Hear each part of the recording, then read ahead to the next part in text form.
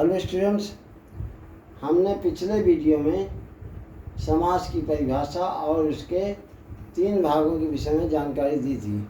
शेष 3 भाग की जानकारी हम आपको आज बता रहे हैं। पिछले वीडियो में हमने 3 कौन से समास बताए थे? द्विगु समास, द्वंद्व समास और कर्मधारय समास।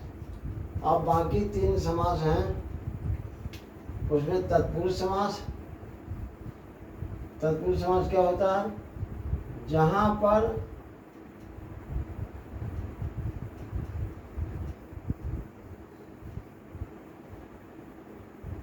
पर दूसरा पद प्रधान हो तथा द्वितीय विभक्ति से लेकर सप्तमी विभक्ति तक किसी एक विभक्ति का लोप हो। मतलब क्या चीज? द्वितीय पद प्रधान।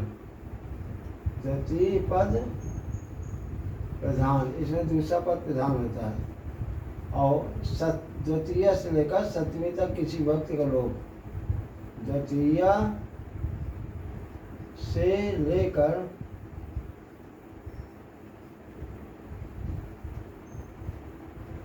सप्तमी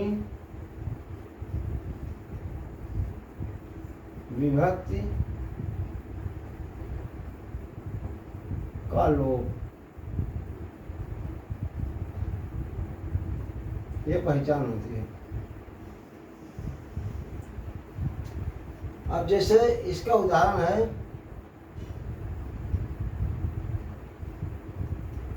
धनहीना। धनहीना का मतलब हो गया धन से हीन, तो से तृतीय विभक्ति का चिन्ह है, इसलिए ये तृतीय तत्पुरुष होगा। बाकी खाली आपको धन से हीन लिखना है, तृतीय विभक्ति लिखने की आवश्यकता नहीं है। राजपुत्र। राजपुत्र का मतलब राजा का पुत्र। एक और उदाहरण लिख दें, शास्त्र निपुण। शास्त्र निपुण, इसका अर्थ हुआ शास्त्र में निपुण। शास्त्र में निपुण।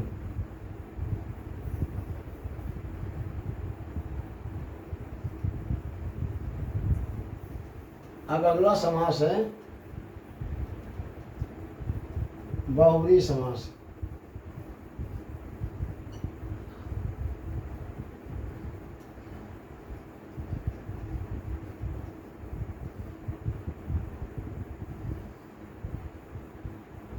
बहुव्रीहि समास में इसमें न तो पहला पद प्रधान होता है न दूसरा पद प्रधान होता है, बल्कि कोई अन्य पद प्रधान होता है।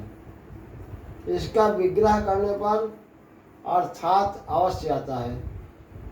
यह द्विगु समास से कुछ मिलता जुलता हुआ होता है। जैसे द्विगु समास का उदाहरण जैसे पंचपात्र, 5 पात्रों का समूह, तो उसमें 5 गिनती है।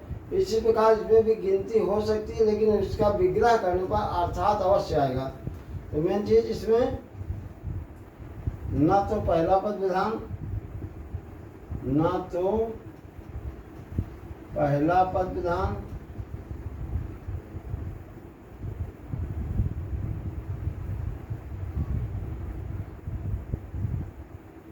और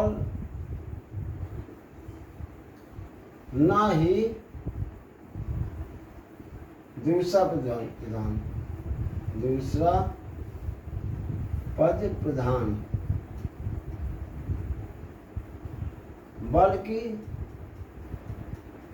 कोई अन्य पद प्रधान। कोई अन्य पद प्रधान होता है।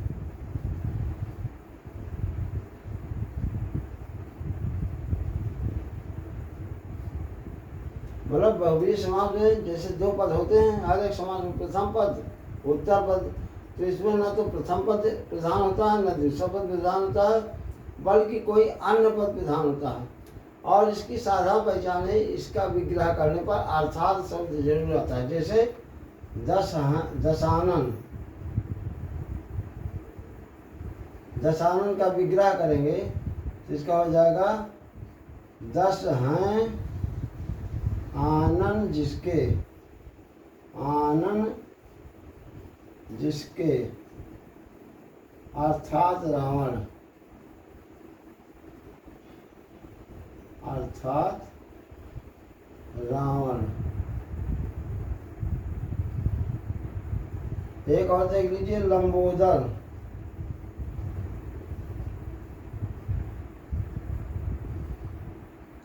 इसका विग्रह हो जाएगा लंबा है उदर जिसका, उदर जिसका, उदर माने होता है पेट, लंबा है उदर जिसका अर्थात गणेश।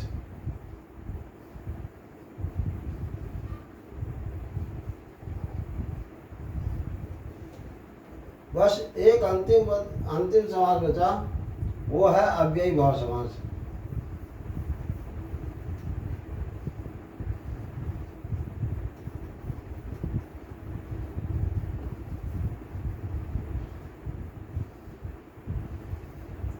इस समास में पहला पद अव्यय अथवा उपसर्ग होता है और इसमें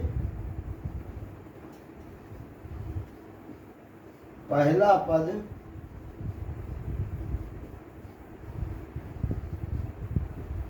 अव्यय उपसर्ग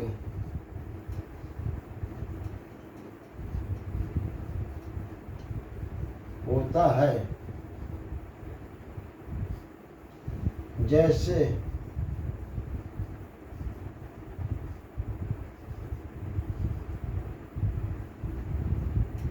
यथाशक्ति, यथाशक्ति इसको लिख देंगे शक्ति के अनुसार,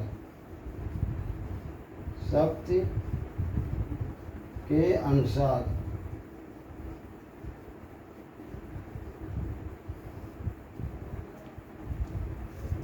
निर्धन, इसका विग्रह हो जाएगा धन का अभाव,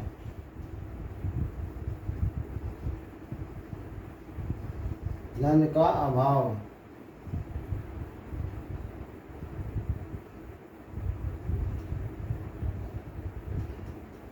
एक और देख लीजिए प्रतिदिन,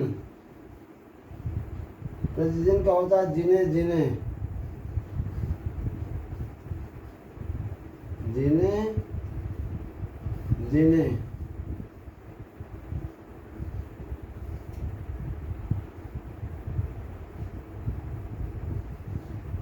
उपगंगम, इसका हो जाता है गंगा के समीप,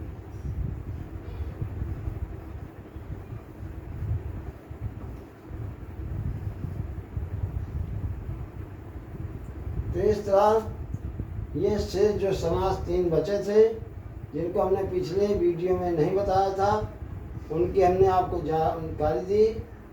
अगर इस समास के चैप्टर में कोई भी आपको डाउट्स हो तो हमें अवश्य कमेंट बॉक्स में लिखें, हम आपके डाउट्स को निश्चित रूप से सॉल्व करेंगे।